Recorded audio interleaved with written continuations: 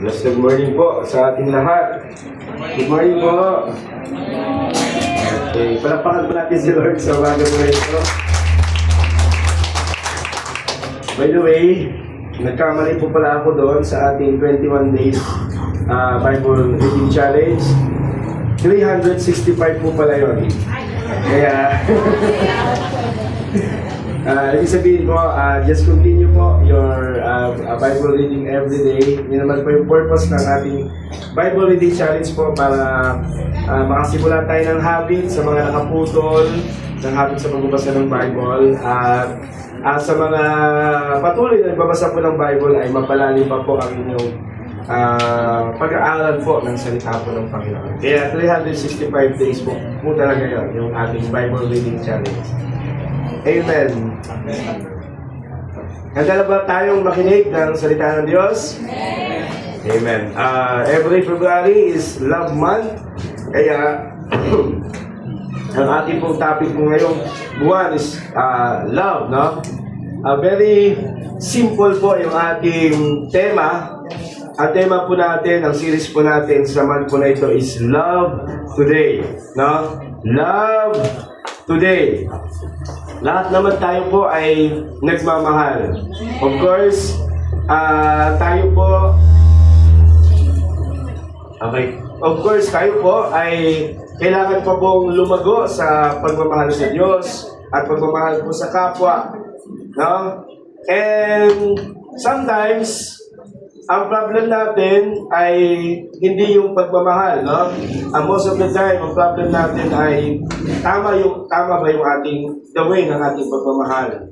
And sa buwan po na ito, gusto ko pong mag-focus doon sa bagay na madalas nakakaligtaan natin at sinasabi natin, no? Yung pagmamahal today. No, love today.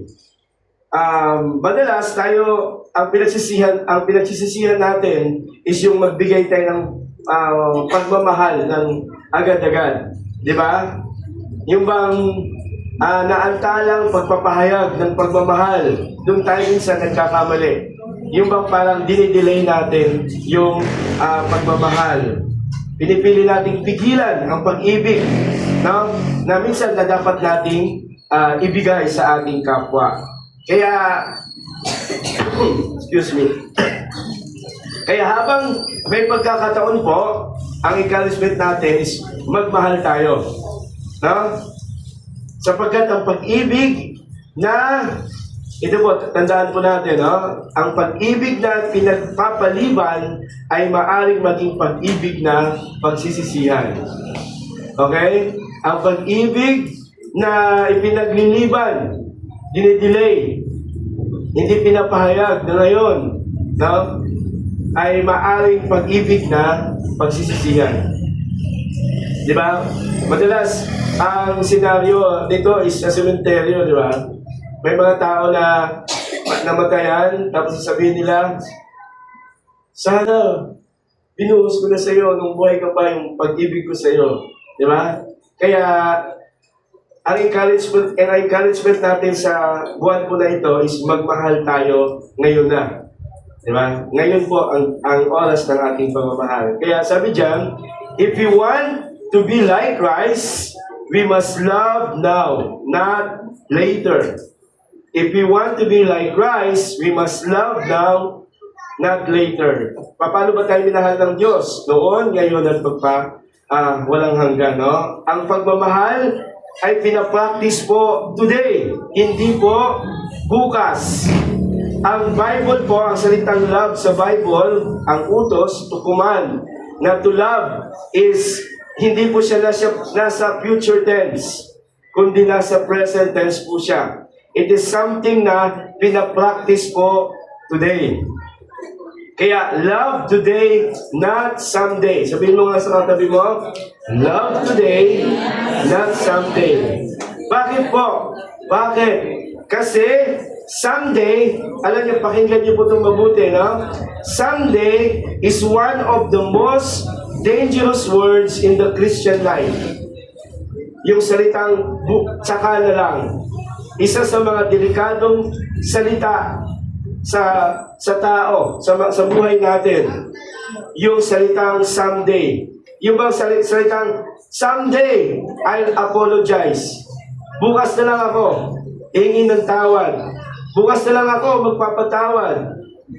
Bukas ko na lang papakita yung aking appreciation doon sa mga taong sa paligid ko. Bukas ko na lang siyang pagtsatsagaan. Di ba? Ito po. But someday, often, never arrives. Yung bukas, pwedeng hindi na siya dumating. Kaya dapat magmahal tayo ngayon. The best time to love, to express our love to God, to express our love to our family, to our friends, to our church, is today. That's the idea po ng ating message po. Sabi ni Jesus, kaya isang bagong utos ang binibigay ko sa inyo, magmahalan kayo. Kung paano ko kayo minamahal, ganoon din dapat magmahalan, dahil din dapat ang pagmamahal nyo sa isa't isa. Kung nagmamahal kayo, na malalaman ng lahat ng tao na mga tagasunod ko kayo. Sabi ng Bible sa atin, utos ito ng ating Panginoon. And the most powerful form of love is timely love. Timely love. And the best time to love is today. Kaya, once again po, kung magmamahal tayo, ngayon na, hindi bukas. Okay po? Amen po ba?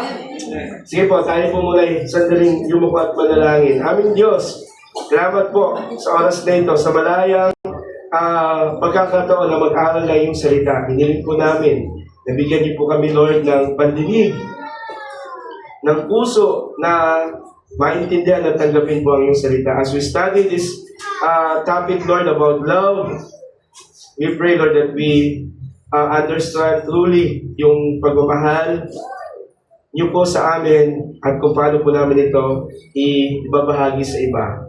Lord, ano man po ang limitasyon ng tagapagsalita po sa umaga na ito, ay punan niyo po ng iyong walang hanggang kapangyarihan, Panginoon. Salamat po. May the meditation of my heart and the word of my mouth. In Jesus' name, Amen. Now, isang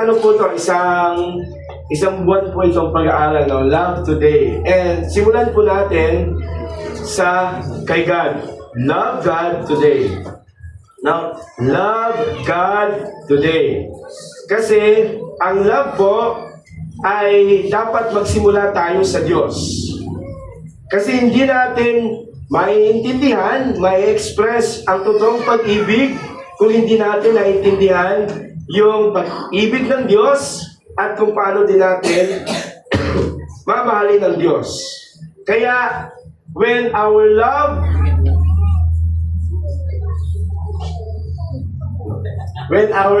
for God is right, no, everything follows, no? Kung tama ang pag-ibig natin sa Diyos, ay magiging tama din yun, yung pag-ibig natin sa ating kapwa po. Kung mali yung pag-ibig natin sa Diyos, pagkaunawa natin sa pag-ibig ng Diyos, magiging mali din po ang ating ma-express po sa iba.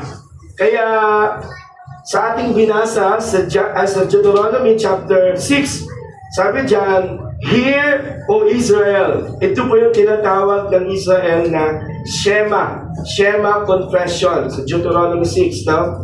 Hear, Israel. Ibig sabihin ng Shema is hear. Pakinggan. Hear, Israel.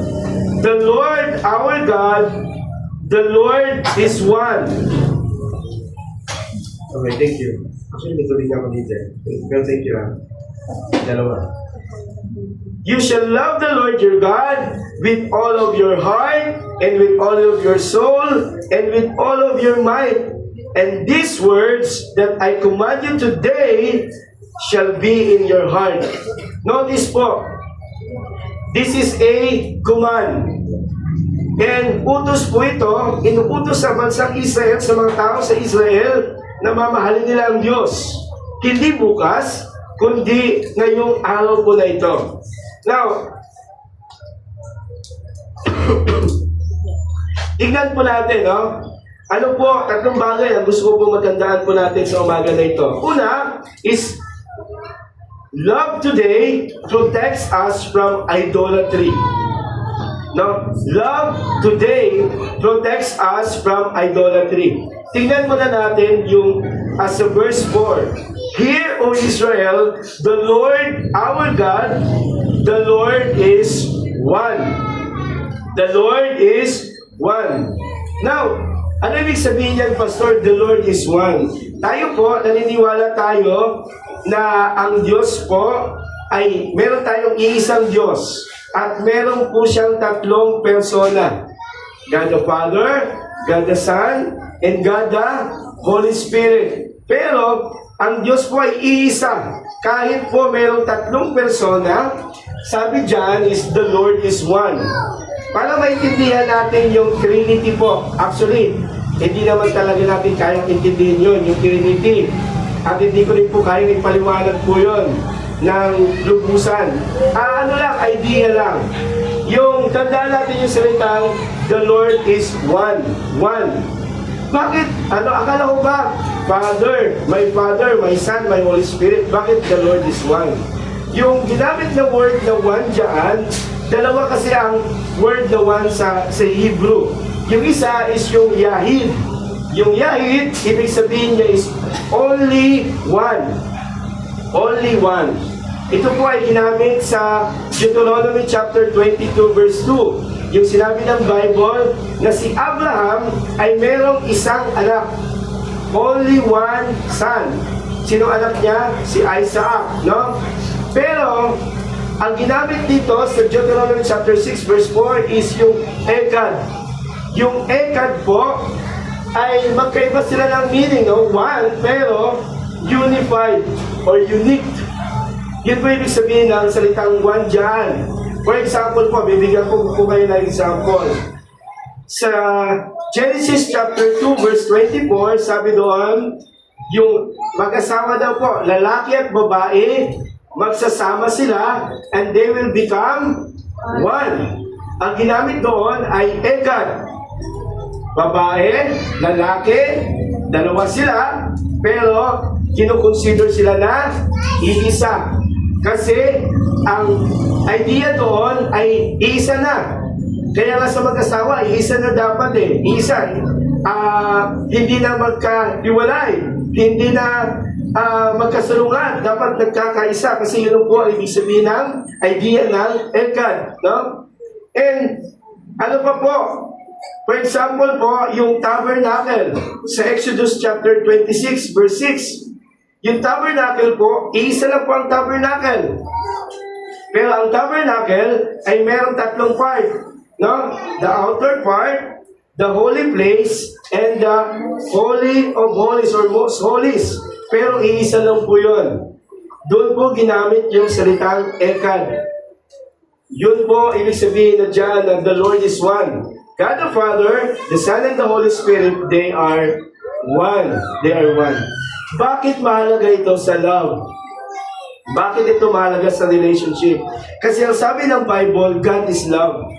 And you cannot express love kung ikaw lang. Mag-isa ka lang. Tama mo ba? Kung isa lang ang Diyos, kung hindi triunity ang God, mayroong God the Father, God the Son, wala siyang i-expressan ng love. That's why, sabi ng Bible, merong Father, Son, and Holy Spirit, and they are the author of love. They are the author of love. Ibig sabihin, naintindihan nila itong konsepto na ito, at nararanasan nila itong konsepto na ito. Yung pag-ibig po sa yung pag-ibig, yung salitang pag-ibig. Amen ba? Kaya, in loving God, it is very important to understand that He is the only God that we fear, that we worship, and we serve. Dapat maintindihan natin yon na meron tayong iisang Diyos na ating pinaglilingkuran. Tignan niyo po, gaano po kahalaga ito. Kasi, ang ano natin, love God today protects us from idolatry. Mamaya po, pag-usapan natin yung idolatry o yung Diyos-Diyosan. Yung pag-ibig sa Diyos ay magpoprotect sa atin sa pagsamba sa ibang Diyos, sa ibang bagay. Tingnan natin sa sunod na verse. Basa niyo po ba? Ang tahimik niyo ah. By the way, wala nang harang, no? Kita-kita na po natin kung sino po ang nakikinig talaga. Joke lang. Pwede po kayong matulog po, pero huwag po kayong humili. Kasi magigising yung katabi nyo. Ayan. Yan, verse 13. Sabi doon, igalang ninyo ang Panginoon ang inyong Diyos. Siya lang ang inyong paglilingkuran. At mangako kayo sa pangalan lang niya. Huwag kayong sumunod sa ibang Diyos at mga Diyos na mamamayan sa paligid. By the way, naintindihan po ba mo sa ko? Sorry po kasi ang ano ko, 3 days na akong ganito. Buti nga ngayon, nagka-boss ako. Kahapon sa isang araw, wala po talaga. Ang sakit-sakit ko na muna po. Kaya, pagpasensya nyo po. Babalik din po yung parang yung DJ voice ko. Ay, DJ. Yan. Sabi na, dahil ang Panginoon na inyong Diyos ay kasama ninyo ay ayaw na may sinasambang iba. Kung sasamba kayo sa ibang Diyos, ipadarama ng Panginoon ang kanyang galit sa inyo at lilipunin niya kayo sa mundo. Now, sabi dyan, sa verse 13, dahil ang Panginoon ang iyong Diyos na kasama ninyo ay ayaw na may sinasamba kayong iba. Okay? Sa English po, God is a jealous God. God is a jealous God. Sa Tagalog, papalibuguin. Okay, ang lalim ng Tagalog, no? Now, ano ba ibig sabihin ng siloso ang Diyos? Ang ibig sabihin ng God is a jealous God, hindi ibig sabihin na ito na insecure ang Diyos. No? Na insecure si God, kaya gusto niya siya lang. Ang lagi nating tandaan, ang Diyos po ay kumpleto siya. Walang mababawas sa Kanya, walang madadagdag sa Kanya. Ibig sabihin, ang Diyos po ay hindi siya insecure na God. Kaya tayo pinapasamba ng Diyos, hindi dahil parang nagsiselo siya sa ibang Diyos. Hindi. In fact po, hindi niya naman kailangan yung pagsamba natin eh. Kasi ang Diyos ay nabuhay na kahit nung wala pa tayo. Ang ibig sabihin po nito, kasi tayo, pag sinabing jealous, sino dito ang mahilig mag-selos? Wala naman po nga amin, of course. No?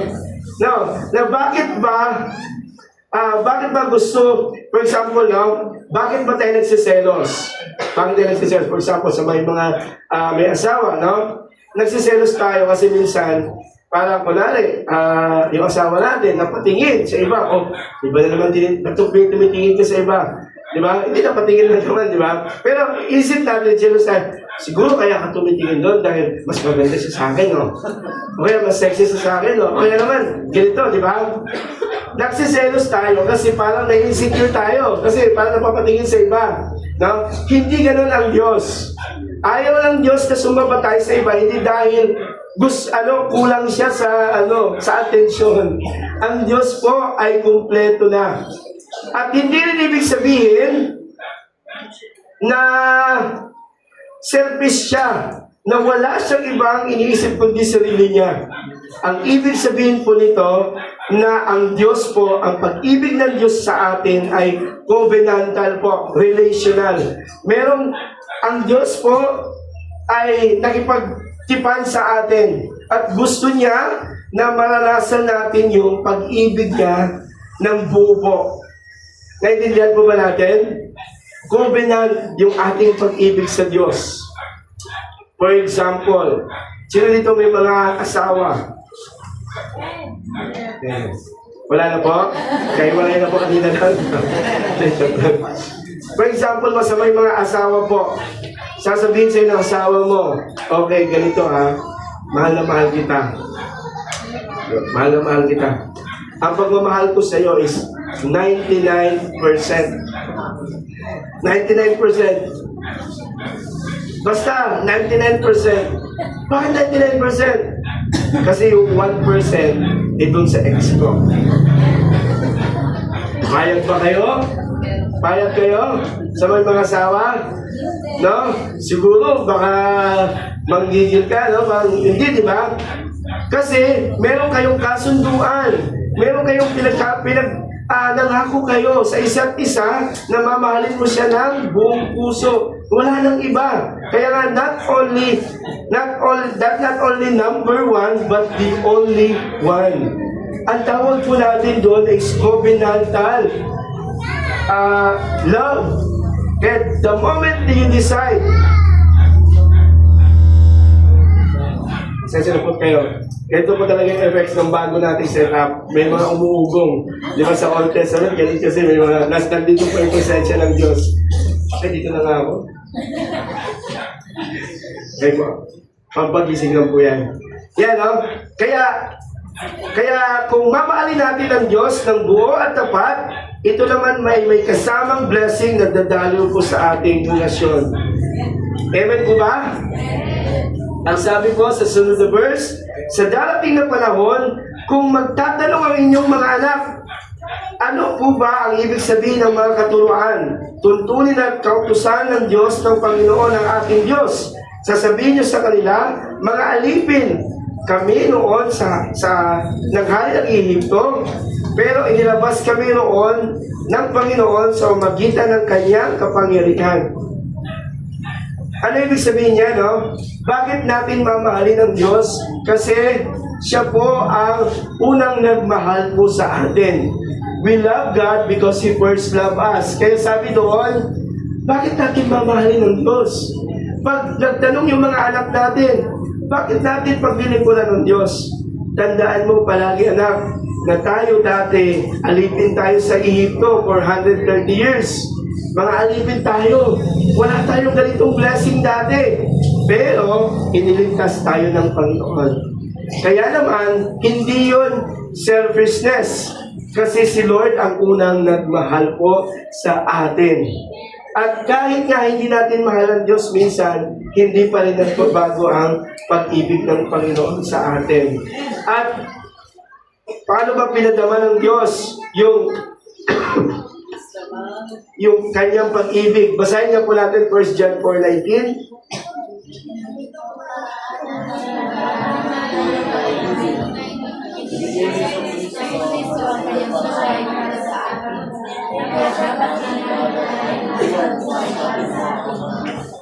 Amen, no? Paano daw pinadama ng Diyos? Ibinigay ni Kristo, ang kanyang anak, no? Yung kanyang buhay. Kaya dapat din natin siyang mahalin.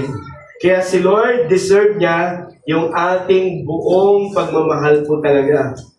Amen? Now, balik tayo doon sa protects us from idolatry. Ano ba yung idol? Minsan inisip natin yung idolatry, pagsamba sa mga ribulto, sa mga imahe. Pero alam niyo ba, ang idolatry, ang idol po is anything that promises what only God can give and demands what only God deserves. Whatever replaces God at the center of our heart becomes an idol. Even yung mga mabubuting bagay. Sa madaling salita po, ang Diyos-Diyosan ay yung mga bagay, no, na pumapalit sa ating mga puso. Ang anumang bagay na nangangako sa atin na si Lord lang ang kayang magbigay. Kaya it protects us from idolatry. Idols that not always with physical images, but anything or anyone that places God in the throne of our heart. For example po, minsan nagiging idol natin yung pera. Yung ating mga trabaho, minsan ay pagpapalit natin ang Diyos, no, sa pera, sa ating mga trabaho. Of course po, mahalaga po ang pera, mahalaga po ang trabaho. No? Kaya naalala ko po dati, nung nagtrabaho din po ako, and of course, Sa trabaho. Sa trabaho kasi wala kang magagawa eh. Kailangan mong sumunod. Tama po ba? Pagpapasukin ka, kahit may Sunday, papasukin ka, is parang kailangan mong sumunod, lalo pag bago ka pa lang, o kaya kailangan mo ng promotion. Pero ang the issue kasi doon is hindi yung mga kuman ng mundo na ito yung authority outside kundi yung ating mga puso. If ever po na mayroon tayong ganong bagay, mayroon tayong ganong sitwasyon, pinagpipray ba natin? Dinudulog ba natin yung sa Diyos? Na seryoso ba tayo na, Lord, ayaw ko lang ganito, na gusto ko makapagsamba sa inyo, makapag-serve sa inyo. That the issue pa rin po ay yung ating mga puso. Amen po ba? Kaya, minsan nagiging idol po natin yon. Ibig sabihin na una po natin.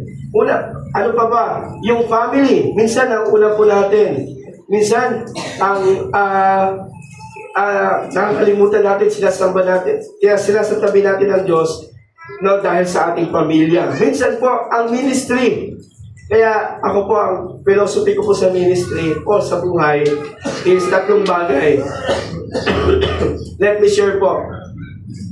Philosophy ko po sa ministry is nothing to prove, nothing to hide, and nothing to lose. Ibig sabihin, nothing to prove. Sa ministry, wala naman akong dapat tayong patunayan. Kasi ang Diyos naman ang kumikilos talaga. Ginagamit lang tayo. We have a lot to improve. No? Ako po as a pastor, I have a lot to improve. Napakalayo pa. Pero walang dapat patunayan. Kaya pag mayroong mga bagay na hindi maganda nasasabi po, tanggapin. Kasi wala naman tayong dapat patunayan. Nothing to hide. We have weaknesses. No? Ako po, I have a lot of weaknesses. Na talagang kumbaga, katulad dito, no? Talagang pumipigil, no? Umahad lang. Pero, nothing to hide. We have a lot of mga priorities po sa buhay. But by the grace of God po, I have this heart na willing pong magpakorek, magpaayos sa Diyos. And nothing to lose. Ibig sabihin, ako po, kung mawalan ako ng ministry ngayon, it's okay. Kasi hindi naman dapat Diyos ang ministry. Pero habang may pagkakataon na may ministry tayo, is magpagamit tayo sa Diyos. Diba? Kaya minsan, diba, may mga manggagawa na parang inalis sila sa ministry or pinigilan sila ng ministry, mag-ministry. It's, minsan, parang nagagalit tayo ng sobra. Pero, hindi naman dapat yan kasi ang Diyos naman po ang may-ari ng lahat ng bagay, including po ministry. Minsan, hindi tayo ang nasusunod sa ministry. It's okay. Why? Because ang Diyos naman, ang plano panukala ng Diyos ang dapat po masunod sa gawain po ng Panginoon. Amen ba? Na, gusto niyo po i-check kung meron tayong mga idol sa buhay natin? Gusto niyo ba? Meron akong mga question dito, no? Ano ang iniisip kong kailangan ko para maging masaya o payapa ako? No? Higit sa Diyos. Ano ang mga bagay na iniisip ko na kailangan ko na maging masaya ako o mapayapa ako higit sa Diyos? Meron ba ganun ba sa buhay natin? Higit sa Diyos? I-check po natin. Ano ang pinakakatakutan kong mawala? Di ba, pag nawala itong bagay na ito, para bang tapos na ng buhay ko. Minsan, nagiging idol yon sa ating buhay. Tama? Ano ang labis kong ikinagagalit kapag ito ay nanganganib or mawala? Tama ba? I-check natin sa ating mga buhay. Meron bang mga bagay na minsan pag nasira o nawala, parang nagagalit tayo ng sobra. Baka minsan nagiging idol yon sa ating mga buhay. Saan ako tumatakbo kapag pagod, nasasaktan o stress ako? Minsan inuuna natin yung ibang bagay maliban sa Diyos. Ano ang handa kong sumayin ang Diyos para mapanatili ang bagay na yun?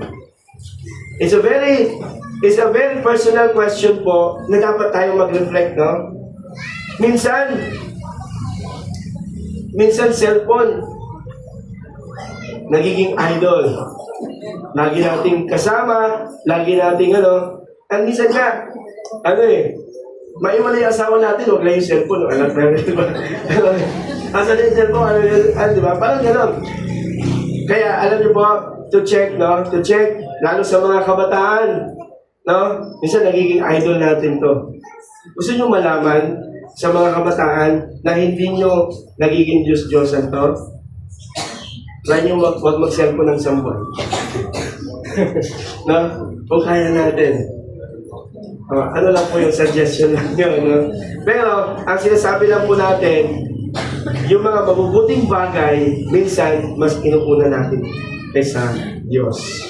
Kaya yung pagmamahal sa Diyos, ngayon, ay magpoprotect sa atin sa idolatry.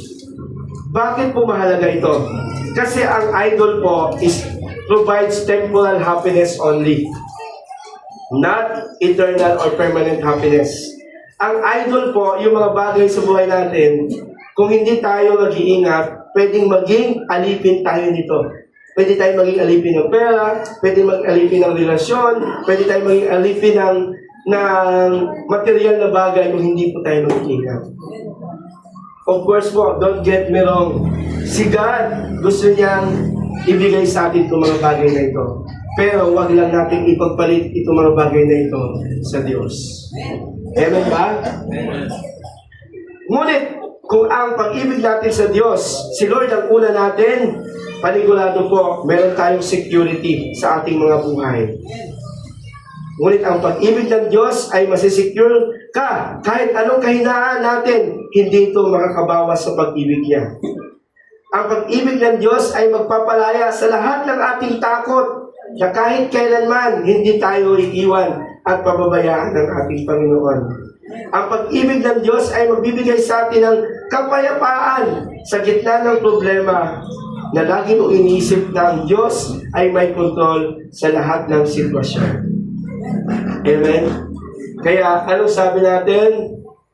Love the Lord. You shall love the Lord your God with all of your heart, with all of your soul, and with all of your might. Love God today with all. With all. With all. No? Love God today. Not someday. Not someday. Amen? Pangalawa po.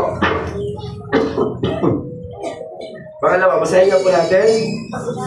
Love God today is being practiced every day. Ang ganda lang dyan, ha? By the way, next week, ang topic natin family, kaya very short na ito. Medyo mahaba yung first point. Si second point and third point, mabilis na lang, no? Love God today is being practiced every day. Every day. At saan natin, the best na ma-practice natin yung love is sa ating family. Kaya, mga sino dito ang magulang na? Okay, magulang na po. Taas po ang kamay. O, sino dito ay may mga anak na Gen Z? O, Gen Z. Alpha. Alpha, no? Okay. Ito po, tandaan niyo po mabuti. How to love your children. Tandaan niyo po. Dito kayo tumingin para matandaan niyo po. Paano natin mamahalin ang ating mga anak? Okay? Isa to sa the best. Ito. Tandaan natin. Deuteronomy 6:7. Okay, so, ayun, Alpha and ano dyan, Gen Z. Yung mga hindi tumawa, ano lang yun, mga matanda lang. Deuteronomy 6:7. Okay, Deuteronomy 6:7. Okay. Ayan, anong dapat natin gawin? No? Anong dapat natin gawin?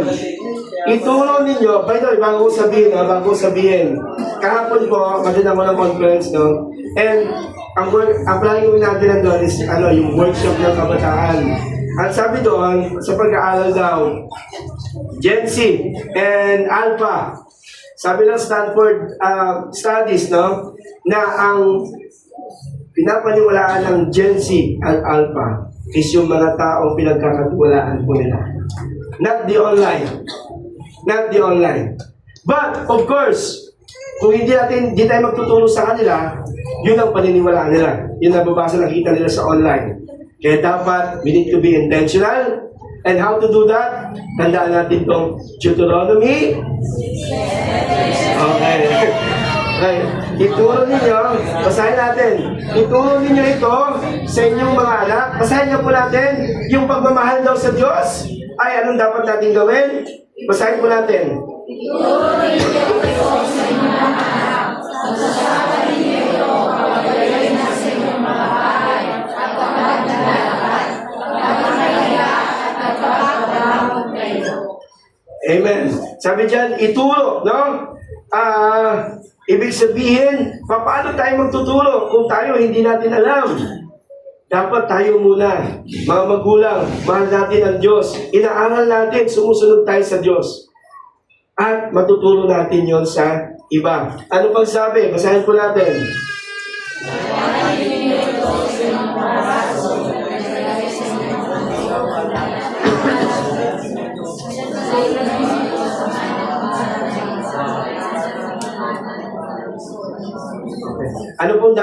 Anong notice po natin dito? Itali at saka isulat. Ibig sabihin dapat visible, nakikita. At kaya nga po, the best way to teach our children is to model. Dapat nakikita po sa ating buhay. Paano natin tuturuan yung ating mga anak na mahalin ng Diyos? Dapat tayo po ay mahal din natin ang Diyos muna. Kaya nga mayroong nagtanong na bata, may tinanong na bata sa children ministry, ano ang favorite mong version ng Bible? Sabi niya, my favorite version of the Bible is not ESV, is not King James, but my mother's version. Bakit my mother's version? Kasi yung nanay ko, binabasa niya yung salita ng Diyos at sinasapamuhay niya. Kaya, we are walking Bible. The best version that our children can read is our life. Amen po ba? Amen. Kaya next week, meron pa tayong dyan sa family. Ano pa po? Ang sabi doon, how to love God today. Paano natin pa-practice sa ating family? Mabilis na lang po. Being grateful every day. No? Magpasalamat tayo araw-araw. Sabi dito, siguraduhin ninyo na hindi ninyo makakalimutan ang Panginoon na naglabas sa inyo. Ibig sabihin, lagi tayo magpasalamat. Nung nakarang araw po, Tuesday, si Nathan, nadulas sa bahay, tapos naitukod niya to, hanggang ngayon nga, medyo hindi pa okay, natukod niya to, and iyak talaga siya, grabe, iyak na Nathan, talaga sobra, hanggang gabi, hanggang matulog, hanggang kinabukasan na po yan. Tapos, sabi, that time talaga, hindi ako matulog, I'm so worried kasi ako yung nakabantay doon. Tapos, nag-aalala ako. Pero alam niyo po, yung antidote ng pag-aalala ay pagsamba at pagpapasalamat sa Diyos. Kaya, sabi ko, Lord, ano ang dapat ko yung pagpasalamat sa inyo sa pangyayari na ito? Una, pagpasalamat ako kasi hindi sa labas nangyari. Baka sa labas, possible na baka mas malala yung kung nadulas siya, nahulog siya, papasalamat ako sa inyo, Diyos. Pero papasalamat ako kasi kamay lang, no? Sabihin, pwede namang maayos, no? Sa madaling salita po is lagi tayong magpasalamat po sa Panginoon. And the best thing that we can be grateful to God is how God saved us. No? Paano tayo iniligtas ng Diyos? Kagaya po ng mga Israelita. Ano pa po? Serve Him. No? Verse 13, igalang ninyo ang Panginoon na inyong Diyos, siya lang ang inyong paglilingkuran at mangako kayo na sa pangalan lang niya. Kaya, serve God. How to practice the love of God every day, serve God. Kaya papasalamat tayo. Kanya po sa ating simbahan, no? Sa mga nag-ayos po, naglinis, nagsuporta po ng ating simbahan. Maraming salamat po sa inyo po. Papasalamat din tayo sa music team. Appreciate natin yung music team, no? Kasi every Saturday, sila po ang huling umuwi. Pero, and every Sunday, sila po ang una na nandito. Kaya, pwede ba natin palapakan si Lord sa buhay ng bawat isa? Sa mga nananalangin po, kaya let us continue to serve God every day. Amen? Of course po, ang paglilingkod sa Diyos ay hindi lang po dito. Yung ating ginagawa sa trabaho ay paglilingkod sa Panginoon. Yung ating ginagawa sa bahay ay paglilingkod sa Panginoon po yan. Lahat ng ginagawa natin, yung trabaho natin, kung ginagawa natin ng tama at inaalay natin yun sa Diyos, paglilingkod din po yan sa Panginoon. Now, hindi lang po dito sa ating four corners of our church sa bawat ministry. And the blessing po, love God today leads to true prosperity. Ano po sabi?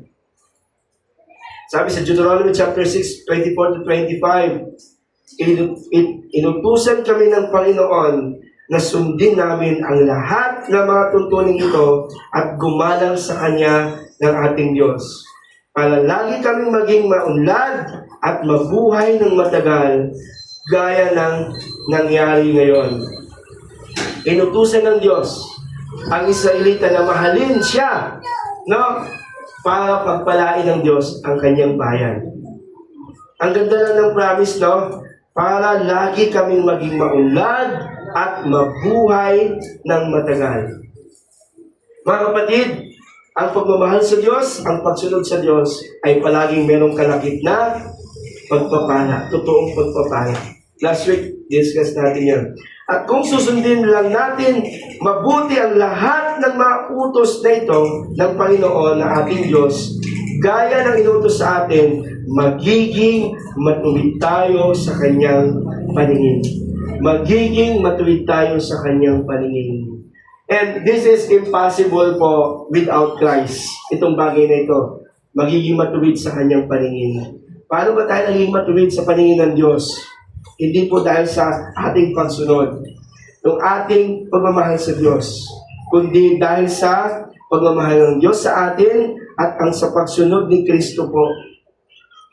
Kaya naman maranasan natin ang lahat ng bagay na ito. Si Kristo ay nagpakita ng great example sa atin. Tingnan niyo po, nung pinakamahirap na sitwasyon ng ating Panginoon to express His obedience, His love to His Father, talagang nahirapan siya. Sabi niya, Ama, kung maaari ay ilayo niyo sana ang aking mga paghihirap na darating. Ibig sabihin, yung cross.